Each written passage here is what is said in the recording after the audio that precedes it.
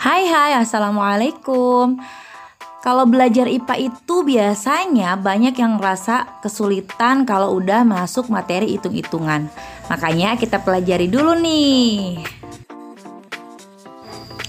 Oke, pertama-tama kalau huruf yang dicarinya itu ada dalam bentuk penjumlahan, maka contohnya seperti ini, misalnya 20 ditambah Y sama dengan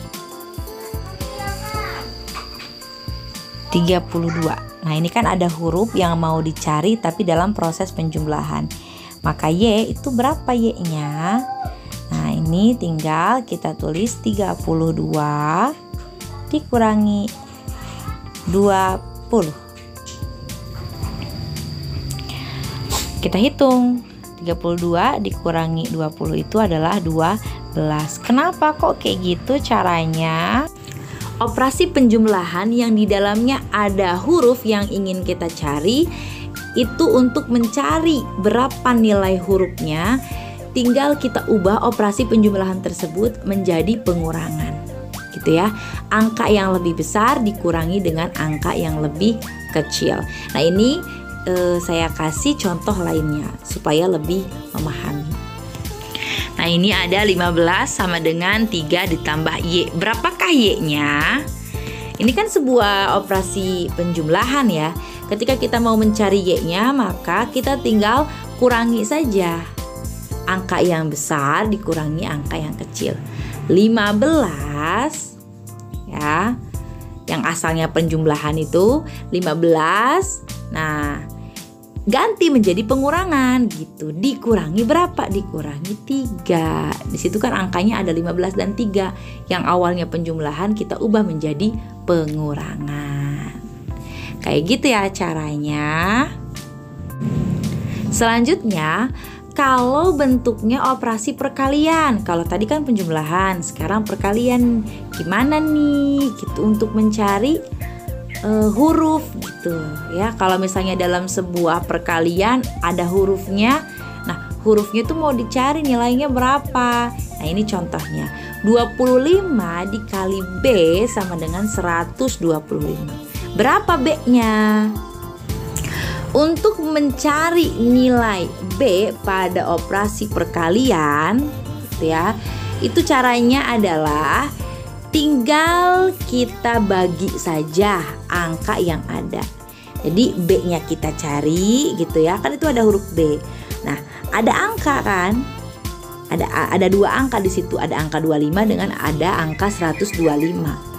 Nah, ini dua angka ini yang harus kita bagi. Tapi yang mana yang jadi penyebut dan yang mana yang jadi pembilang?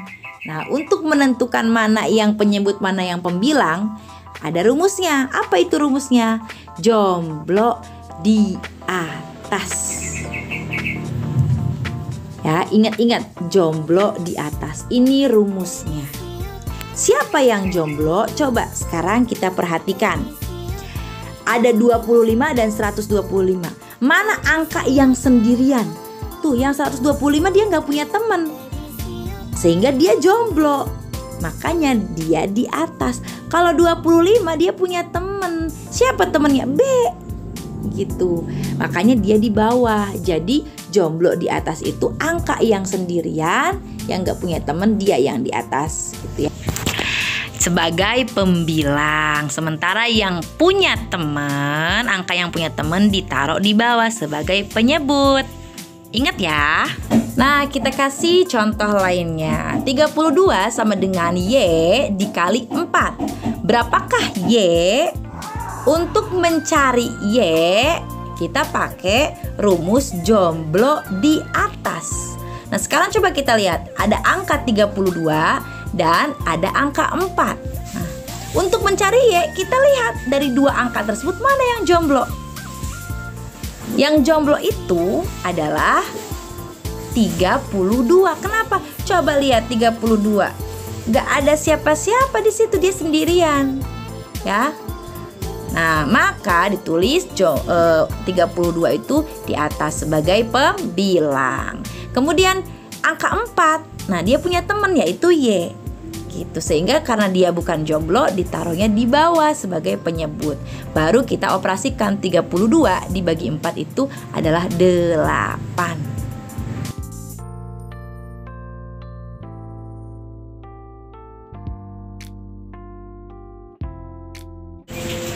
Ada yang belum bisa ngotret?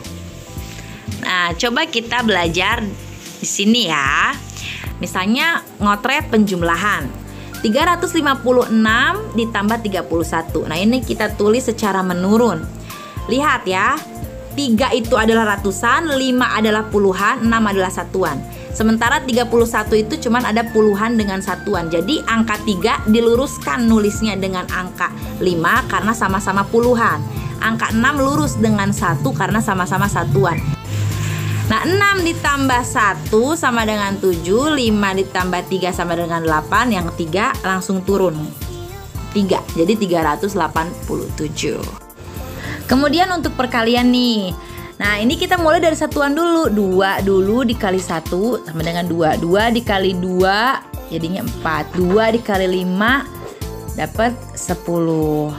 Nah, kemudian yang puluhannya sekarang 1 dikali 1 1. Ditulisnya menjorok ya. 1 dikali 2 2, 1 dikali 5 5. Nah, ini tinggal kita jumlahkan. 2 di sini kan nggak ada pasangannya, jadi 2 langsung turun. Kemudian 4 tambah 1 itu 5. 0 tambah 2 ya 2. Nah, 1 ditambah 5 ya 6. Nah, ini ya perlu diperhatikan bahwa penulisannya itu harus sesuai gitu. Karena kita mengawali dengan 2 sebagai satuan, maka penulisan untuk hasil yang puluhan, yang angka 1 itu harus menjorok ke kiri gitu. Jadi sejajarnya dengan puluhan gitu. Oke, kayak gitu caranya untuk perkalian. Selanjutnya ada pembagian, bagi kurung. Nah, untuk bagi kurung caranya gampang. 3 dulu dibagi 8 itu kan nggak bisa. Nah, jadi gimana? 34 dibagi 8. Oh, berapa? Yang mendekati 32. 32 itu 8 dikali 4. Nah, 8 kali 4 itu 32. Maka nanti dikurangi. Nah, kita kurangi 4 kurangi 2 itu 2. Ya udah, 3 kurangi 3 kan 0. Berarti sisanya 2 nih. 2 dibagi 8 kan nggak bisa. Nah, itu masih ada satu angka lagi tuh. Angka 8 turun. Nah, jadi 28 dibagi 8. Berapa yang mendekati? Nah, 24 kan? Nah, 24 itu 8 kali 3. Berarti tulis di situ 24. Kemudian kita kurangi. Nah, sekarang 8 dikurangi 4 itu adalah 4. Nah, 2 dikurangi 2 0. Nah, 4 dibagi 8 itu kan nggak bisa. Kalau nggak bisa, nah kita taruh koma deh di atasnya. Nah, kemudian untuk menemani angka 4 gitu kita kasih 0. Kita tambahin 0. Jadi 40 bagi 8 kan 5. Kayak gitu. Nah, 5 dikali 8 itu 40. Sehingga ketika dikurangi hasilnya adalah 0. Jadi kalau pembagian kurung itu intinya menghasilkan 0 di hasil akhir pengurangannya kayak gitu.